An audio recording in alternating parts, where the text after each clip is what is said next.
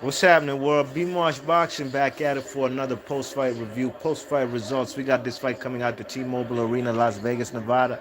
Gervonta Davis versus Ryan Garcia, 136-pound catch weight. And this fight went just exactly as I thought it would, you know. The fight wouldn't go the distance. Um, Tank Davis, he shows why he has some power in both hands. The man Ryan Garcia, he came in, he did what he did, got a little his fattest payday of his career. You know what I mean? He was in a this guy was had nothing to lose going into this fight. As a matter of fact, he's actually going to gain more popularity off of this fight. You know what I mean? And the first round, the man, it was both guys was using their jab. You know what I mean? Trying to figure each other out, trying to figure out the real estate in the fight, as far as where they gonna fight in the ring generalship. A whole lot of jabs, but I thought that the man Ryan won round one. Using his jab more, being more active, even though not many were landing. But he definitely had more punch volume than the man Tank Davis. Round two was going a little bit of the same, but now the man Ryan Garcia is actually chasing the man Tank Davis around. Tank Davis using a lot of lateral movement, had his back against the ropes, going left and right. The man Ryan Garcia has no idea on how to cut off the ring, so he wasn't using his aggressiveness effectively.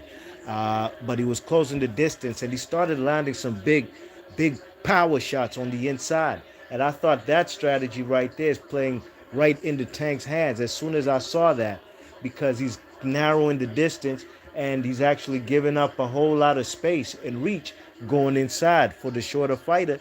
And he threw some big shots and he got counted, man. The man Tank Davis ducked one of his left hooks and he counted, went under it, and he caught him with a big left hook from under and caught him, boom, flush in the face.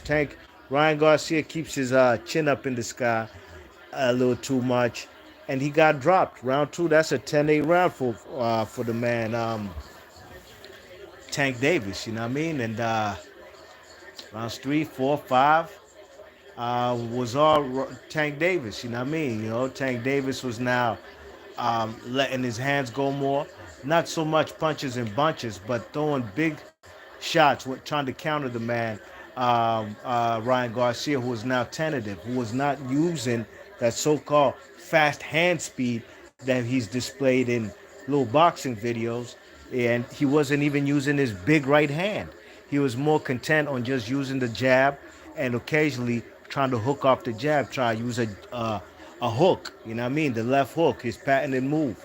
You know what I mean? And he had some success in round, was it five or six? Round five. But the beginning of the end happened in round seven. You know what I mean? Ryan Garcia catches the man Tank Davis with a big right hook, uh, but he had his rib cage exposed. You know what I mean? Wide open, and the man Tank Davis clocks him with a big left hand to the rib cage. You know what I mean? And this was the latest reaction I've ever seen in my life to a body shot. I've seen a lot of late reactions to body shots. You know what I mean? It's one of those type of things. It hits you about 2 seconds later. This man, Ryan Garcia, caught the man Tank with the right hook to the head, and he was backing up, and then he just went down. And I knew it was that body shot immediately as I saw him go down, because I did see Tank connect with that left hook to the rib cage. You know what I mean? And that's all she wrote, man. Ryan Garcia couldn't beat the 10 count. He ain't even get up. And it was actually in the seventh round. You know what I mean? I gave Ryan Garcia rounds one and round six. You check it. So, look, I'm not a fan of these type of fights. Rehydration clauses, catch weights. And yet again, we're in a fight where we know exactly what's going to happen. I want to see some suspense in my life when it comes to this boxing shit. And this is by no means a super fight. Now, how many, excuse me, pay-per-view numbers will it do? That will be yet to be determined. But I'll keep it tall with y'all. A lot of people have hit me up this weekend, man.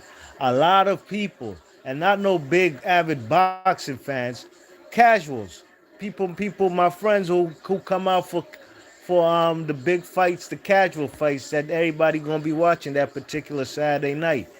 And a lot of people hit me up this weekend, man, asking me, "Yo, B Marsh, who you got? What you think about this fight since yesterday and today?" So that makes me of the thought thinking, look, this pay-per-view might do numbers. Who knows? $85 a pop. Time will tell. But at the end of the day, this fight was for the casuals. Okay? No strap on the line. The rehydration clause really I could see the man what's his name? Ryan Garcia looked a little drained from yesterday from the weigh-in, you know what I mean? I could see that, and he just, what can I say, man? It's a fight we knew was gonna happen. A few months ago, was it February and March? There was people actually trying to tell me in the comment sections that this fight right here, Tank Davis versus Ryan Garcia, is a harder fight for the man Tank Davis than an undisputed fight versus Devin Haney. And can't even reason with these type of fans, you know what I mean? Hopefully we can see the man Tank Davis challenge himself and fight the winner of Lomachenko versus Devin Haney. That's happening in May. And really and truly, that's the best fight to be made at lightweight besides a Devin Haney versus a Tank Davis. You know what I mean? That's the best fight to be made. A lot of people been trying to play matchmaker ever since Shakur Stevenson handled the Japanese guy a couple weekends ago. Now they're trying to distract the man Devin Haney, who has a fight coming in May.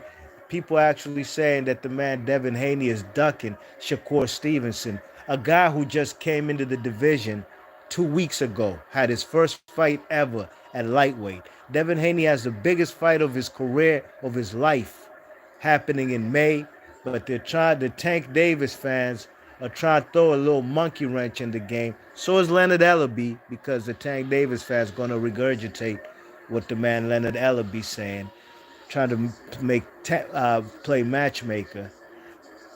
And they never talk about the fact that the man Shakur Stevenson himself has also called out Tank Davis. So this is the plot, the plot twist.